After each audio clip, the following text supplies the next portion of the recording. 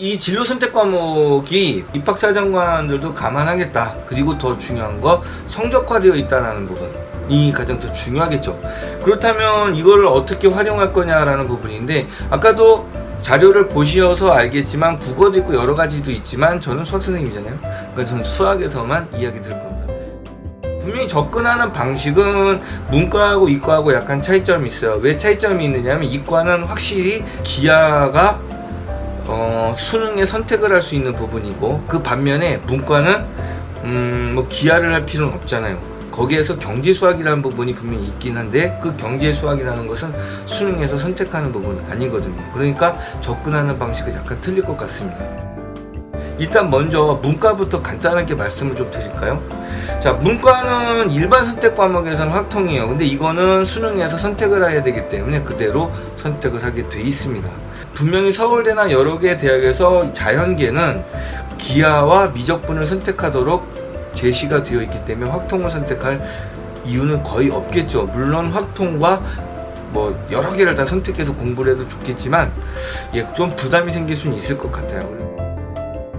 확통이 근데 장점이 있고요, 단점이 있어요. 어떤 장점이 있느냐면, 확통의 장점은 실생활에서 도박을 하잖아요. 도박. 이게 정말 오래된, 정말 역사상이 오래된 수학 도박이잖아요. 그죠? 그러니까 실생활에 연관된 과목이기 때문에 그것을 좀 이해하기가 좀 쉬워요. 단점이 또 있어요. 어떤 단점이 있냐면, 미적이 상당히 어렵다고 하죠. 하지만 방향이 있어요. 하지만 확통은 경우의 수가 30번으로 나올 경우에 그거를 일일이 세는 방법밖에 없고 분류를 해야 되기 때문에 그 분류하는 기준이 상당히 애매모호합니다. 그렇기 때문에 항상 셀 때 시간이 많이 걸리고 맞출 수 있는 것이 확률이다.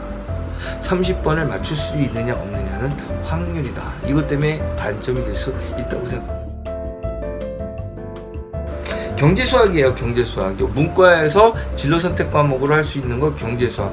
제 생각은 만약에 개설되어 있고 이것이 좀 올바르게 운영되고 있다면 이 문과 입장에서는 분명히 선택하는 것이 맞다라고 생각합니다. 왜냐하면 정성평가상으로도 분명히 사용을 하는 것이 좋다라고 권고를 하고 있기 때문에 정성평가상에서 분명히 점수를 떠나 이거를 도전해보고 시도해봤다라는 것은 학생부에서 충분히 도움이 될 수 있는 상황이라고 봅니다. 특히 상장이라는 부분이 많이 축소가 되어 있고, 그리고 학교 내에서 그 자율동아리라는 부분이 많이 축소가 되어 있는 상황으로 가고 있기 때문에 이 부분의 경제수학은 반영되는 상황에 그 어느 정도의 임팩트 있는 하나의 요소가 될 수 있다라고 생각을 합니다. 자, 그럼 가장 중요한 거죠. 이과예요. 자, 이과는 기하와 미적을 선택을 할 수 있게 돼 있어요. 그죠? 그리고 이것은 수능에서 선택할 수 있는 부분으로 분명히 제시가 되어 있습니다. 자, 진로 선택 과목과 일반 선택 과목을 선택을 해야 됩니다. 그럼 일반적으로 아이들이 어떻게 생각을 하고 있냐면 미적분을 그냥 선택을 한다고 생각을 하고 있어요. 자, 그러면 장점과 단점을 좀 따져봐야 되겠죠. 미적분이 장점이 있어요. 분명히. 어떤 장점이 있느냐면, 이것이 수투의 심화 형태로 들어와 있기 때문에 이거를 하면서 수투가 좀 익숙해진다는 장점이 있어요. 상당히 익숙해져요. 그래서 미적을 한 사람들이 대부분 수투가 쉽다라는 생각을 많이 하거든요. 물론 다 그런 것은 아니죠. 공부를 잘하는 일부 아이들이 그렇다는 얘기죠. 근데 제가 볼 때 한 4%는 그렇게 생각하고 있는 것 같아요. 하지만 단점이 있어요. 단점이 어떤 단점이냐 하면 어렵습니다. 그리고 시간이 많이 들어요. 이게 얼마나 많이 드냐면 30번에 들어가는데 대략 한 15분, 한 문제 푸는 15분, 이걸 풀기 위해서 다른 점수로 다른 곳에 있는 문제에 대해 시간을 세이브해야 된다는 겁니다. 자, 이거를 좀 이따가 그 교과 과목의 편제가 어떻게 바뀌었는지를 설명하면서 다시 한번 이야기해 드릴게요. 자, 기하는 장점이 있습니다. 어떤 장점이 있느냐면 2015년도에 개정이 되면서 많이 빠졌어요. 특히 30번에 해당될 수 있는 문제가 나올 수 있는 내용이 대거 빠졌다라는 부분입니다. 이게 장점이에요. 장점. 단점은 어떤 거냐면 아이들이 중학교 때부터 도형에 대한 트라우마가 있어요.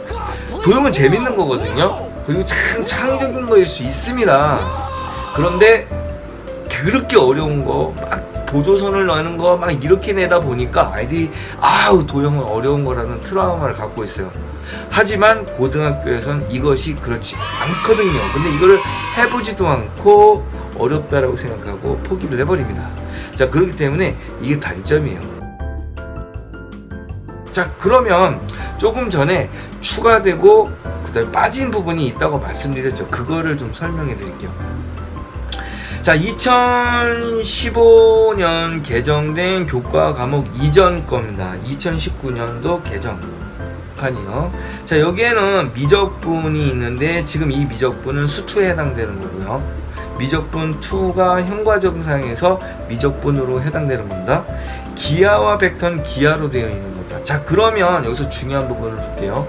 자, 미적분은 수투에 되어 있는 부분이라고 그랬죠? 그러면 여기에서 수열의 극한 부분이 1로 들어갑니다. 미적분 2로. 중요한 건 어떤 거냐면요. 자, 수열의 극한 이 부분이 창의적이에요. 상당히 창의적인 부분이에요. 그리고 점화식이란 부분에 대해서 대부분 다 암기가 되어 있어야만 접근이 될 수 있는 부분이 꽤 있어요. 그렇기 때문에 수열의 극한 그리고 수에 대한 정의를 활용하게 만들게 되면 문제가 상당히 고급지죠. 그게 문과에서 빠져서 미적분으로 이동되게 됩니다. 어려운 거는 추가됐죠. 자, 그 다음에 두 번째 삼각함수 부분인데 예전에 없었던 삼각함수 부분이 추가가 돼요. 이 삼각함수 부분이 어떻게 될까요? 자, 이쪽 부분으로 이동합니다. 어디로 이동하느냐면 자, 여기가 아니죠. 자, 예전에는 수2였죠. 요렇게 이동됩니다. 지금 이 수2가 수1에 해당되는 거예요. 지금 현재 그 수원으로 이동이 됩니다. 그쵸? 그러면서 추가가 된 게 또 있어요. 어떤 게 추가가 됐느냐면 삼각함수의 공식들이 추가가 됩니다. 사인 법칙, 코사인 법칙 이런 애들이 추가가 되죠. 이게 굉장히 어려워요. 근데 이 부분이 추가가 돼요. 그렇기 때문에 문과에서 수2가 약간 좀 난이도가 올라갔다, 떨어질 뻔했었죠. 수열의 극한 때문에. 근데 다시 원위치했다. 삼각함수의 코사인 제이 공식이 추가가 되면서 상당히 많은 문제들이 추가가 될 수 있기 때문에 레벨은 다시 원위치가 됐다고 생각해 보시면 됩니다.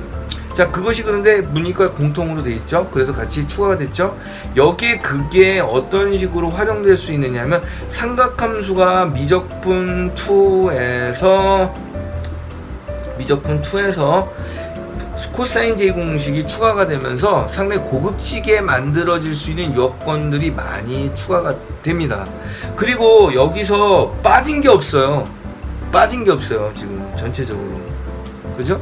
얘가 이동됐을 뿐이고 추가가 됐죠. 그런데 빠진 게 없어요. 30번에 나올 수 있는 부분의 문제는 당연 어디 적분법, 미분법. 여기 이 교과 상황들이 빠진 게 없다는 게 중요하죠. 그러니까 30번에 낼 수 있는 거 그대로 살아 있습니다. 자, 그러면 이번에는 어디로 들어갈 거냐? 자, 기하예요. 기하는 평면곡선 2차 곡선이죠. 평면 벡터, 그 다음에 공간 도형과 공간 벡터로 구성이 되어 있었는데, 공간 벡터라는 부분이 이게 사실 이게 2009년도 이전에는 분화가 되어 있지 않았어요. 그냥 벡터였는데 공간 벡터로 분화가 돼 버립니다. 그래서 평면 벡터, 공간 벡터로 분화가 됐는데, 이때 이게 운명상 빠질 운명이 돼 있던 거죠. 야, 너 어려워. 이거 상상할 수 있어?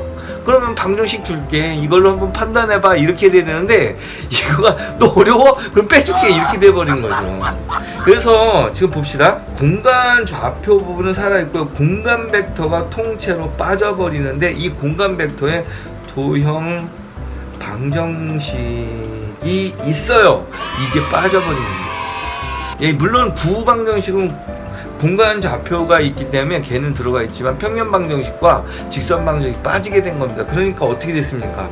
자, 기하가 상당히 약화된 거예요. 3점짜리는 어디서 내야 되겠느냐라는 부분을 취했으면 두 가지가 나올 수 있습니다. 공간도형의 기본 성질과 그 다음에 공간도형 방정식입니다. 근데 기술적인 부분은 공간도형 방정식이기 때문에 이게 빠졌다라는 것은 30번에 해당되는 문제 중에 상당수가 빠졌다라고 이해를 하시면 됩니다. 자, 그러면 선택을 어떻게 이과는 해야 될 것이냐라는 부분은, 자, 우리가 그 대입에 들어가서 이과라고 한다면 미적과 기하를 선택을 하게끔 되어 있죠. 그러니까 두 개를 선택을 해야 돼요. 자, 그렇다면 미적으로 무조건 선택을 해야 되느냐라는 부분은 제가 분명히 말씀드렸습니다. 상당히 부담스럽게 작용될 수 있는 부분이 추가가 되기도 했고 그대로 다 남아있기도 했다. 그러니까 공부를 아주 잘하는 친구도 못 푸는 문제들이 분명히 있어요, 여기에는. 그런데 기하에는 그렇게 많지는 않습니다. 그렇기 때문에 제가 볼 때 상위 한 90% 이상이면서 96% 이하인 아이들이라면 기하를 선택하는 게 나을 수 있다는 게 제 판단입니다. 여기서 단점이 하나 또 있어요. 어떤 거냐면 기하가 2학년 때 끝나요. 3학년 때 이걸 눌러뒀다가 6월 달부터 다시 할 거냐, 그렇게 되면은 선택하기에 상당히 부담이 많이 생기겠죠. 그렇기 때문에 이게 단점입니다. 그러니까 선택 과목을 좀 멀리 보고 좀 유지를 할 필요성이 있는 이유는 바로 이거죠. 그래서 선택을 하는데 그 선택 시점을 좀 늦추는 것이 낫다, 제 생각입니다. 그래서 기하에 대한 부분을 약간 살려주는 것도 나쁘지 않다는 게 제 판단입니다. 자, 그래서 자, 마무리를 할게요. 어떤 마무리 할 거냐? 진로 선택 과목은 분명히 대입에 반영이 된다. 두 번째, 진로 선택 과목상에서 문과는 경제 수학을 선택하는 것이 정량적인 평가상에서 이름이 될 수 있다. 이과는 미적을 무조건 다 선택한다고 생각하지만 미적이 상당히 부담스러운 부분이 많이 남아있다. 하지만 얘네들이 수투를 하는데 상당히 도움이 되기 때문에 미적분을 하는 것은 상당히 유리하다. 다만 선택을 할 때 기하를 선택할 수 있는 여지를 남겨두는 것이 나중에 시험 보는데, 수능을 보는 데는 도움이 될 수 있다라는 부분입니다. 그리고 기하라는 부분은 분명히 정성평가상으로도 대입에 도움이 될 수 있는 조건을 갖추고 있기 때문에 제 생각에는 기하를 선택하는 것이 좋다고 생각합니다. 자, 지금까지 홍정민 선생님입니다. 그래서 진로 선택 과목에 대해서 설명을 드렸습니다. 정말 신중하시고 대학교 하는데 도움이 되셨으면 좋겠습니다.